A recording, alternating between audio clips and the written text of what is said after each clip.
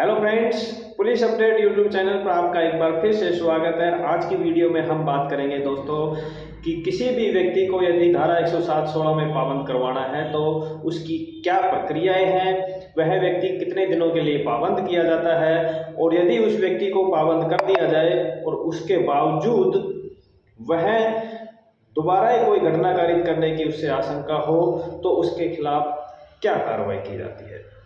तो दोस्तों सबसे पहले हम बात कर लेते हैं कि धारा 107(16) सीआरपीसी में किसको पाबंद करवाया जाता है।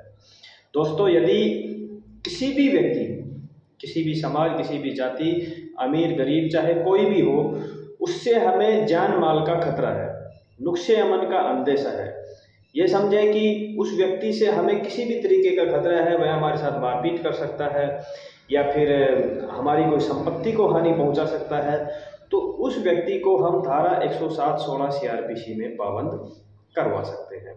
अब इसकी प्रक्रिया क्या है दोस्तों? धारा 107(16) सीआरपीसी में पाबंद करवाने के लिए आपको अपने पुलिस स्टेशन पे जाना पड़ेगा और वहां जाके आपको एक परिवाद देना पड़ेगा, जिसमें लिखना पड़ेगा कि मुझे फला फला व्यक्ति से जान माल का नुकसान होने का अंदेशा है या नुकसान का अंदेशा है, उस व्यक्ति को पाबंद करने की कृपा करें। पुलिस उस रिपोर्ट पर आपके बयान दर्ज करेगी, जो भी आप पुलिस को साक्ष्य दे सकते हैं वह साक्ष्य दीजिए। उसके बाद पुलिस उस व्यक्ति के खिलाफ इस्तगासा धारा 107(16) सीआरपीसी में मुर्तीब करके और हमारे या तो तहसील कार्यालय में या एसडीएम कार्यालय में जो भी हमारे लगता है उसमें उस इस्तगासे को पेश करेगी। अब संबंधित एसडीएम कार्यालय से उस इस्तगासे को पेश होने के बाद में वहां से उस व्यक्ति का सम्मन या नोटिस जारी होता है। दोस्तों अक्सर क्या होता है कि पुलिस इस्तगासा पेश कर देती है लेकिन वहां से उस व्यक्ति के खिलाफ सम्मन नोटिस जारी नहीं होता है। अब यही एक ध्यान देने वाली बात है कि हमें पुलिस के पास रिपोर्ट देने के बाद में पीछा भी करना है उसका। ये नहीं है कि हमने रिपोर्ट दे दी और अब वो व्यक्ति पाबंद हो जाएगा, ऐसा नहीं होता है। पुलिस इस्तगासा पेश कर देती है एसडीएम कार्यालय में, लेकिन वहाँ से नोटिस जारी नहीं होते हैं। तो आप पुलिस से संपर्क करके कि मेरा इस्तगासा पेश किया या नहीं किया, फिर आप संबंधित एसडीएम कार्यालय में जाएं और वहाँ से उस व्यक्ति का सम्मन जारी करवाएं। एसडीएम कार्यालय से वहाँ से उसको एक सम्मन जारी होगा, उसको एक तारीख मिलेगी कि इस तारीख पे वह व्यक्ति न्यायालय में आए। अब वह व्यक्ति उस तारीख पे न्यायालय में आता है। आने के बाद में मजिस्ट्रेट जो भी एसडीएम होता है वो उससे पूछता है कि आप को 6 महीने के लिए या 1 साल के लिए जो भी है पाबंद किया जाता है, क्यों नहीं आपको पाबंद किया जाए।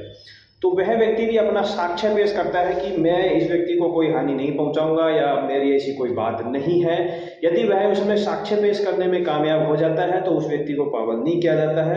लेकिन यदि वह साक्ष्य पेश नहीं कर पाता है तो उस व्यक्ति को पाबंद एसडीएम कार्यालय द्वारा कर दिया जाता है, उसकी जमानत भरी जाती है। अब एसडीएम कार्यालय से उसको कितने दिनों के लिए पाबंद किया जा सकता है? दोस्तों अधिकतम 1 साल के लिए उसको पाबंद किया जा सकता है, लेकिन जनरली करीब 6 महीने के लिए ही पाबंद करते हैं। अब आगे बात आती है कि यदि किसी व्यक्ति को पाबंद कर दिया जाए तो उसके लिए क्या प्रक्रियाएं होती हैं। दोस्तों यदि किसी व्यक्ति को धारा 107(16) में एसडीएम साहब द्वारा पाबंद किया जाता है तो वहां उसके लिए एक जमानत श्योरिटी मांगी जाती है एसडीएम साहब द्वारा कि आप इतने की जमानत भरो, उसके बाद में आपको रिहा किया जाएगा। वह व्यक्ति उतने की जमानत भर देता है और उसके बाद में घर आ जाता है। उसको 6 महीने के लिए जो भी समय होता है वो बता दिया जाता है कि आप इतने दिन के लिए पाबंद है, उस फला व्यक्ति के साथ आप किसी भी तरीके की घटना नहीं करेंगे।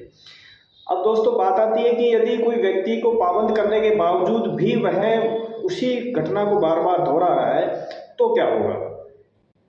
दोस्तों यदि इस तरीके की कोई घटना होती है तो आप उसके साक्ष्य एकत्रित कीजिए और साक्ष्य एकत्रित करने के बाद में पुलिस के पास या फिर जहां से वह पाबंद हुआ है एसडीएम कार्यालय के पास उस साक्ष्य को पेश करें।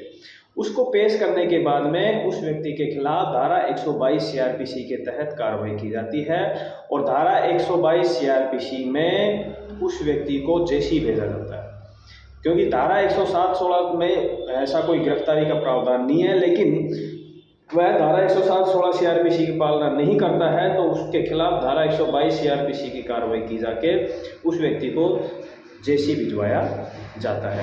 तो दोस्तों ये होती है धारा 107(16) सीआरपीसी की पूरी प्रक्रियाएं। मैंने इस वीडियो में आपको धाराओं के बारे में नहीं बताया कि धारा 107(16) में 107 सीआरपीसी में क्या आता है, 116 में क्या आता है, जिसमें संबंध जारी होते हैं, 112, 113 में उसमें क्या आता है। उस बात से हमें उन धाराओं से कोई मतलब नहीं है, क्योंकि हमें सिर्फ किसी व्यक्ति को पाबंद करवाने तक से मतलब होता है। इसलिए दोस्तों यदि किसी भी व्यक्ति को आपको पाबंद करवाना है तो नज़दीकी स्टेशन पर जाके एप्लीकेशन दीजिए और उस एप्लीकेशन का पीछा कीजिए और उस व्यक्ति को पाबंद कीजिए। फिर भी वह व्यक्ति अगर पाबंदी की पालना नहीं करता है तो आप उस व्यक्ति के खिलाफ धारा 122 सीआरपीसी की कार्रवाई करें।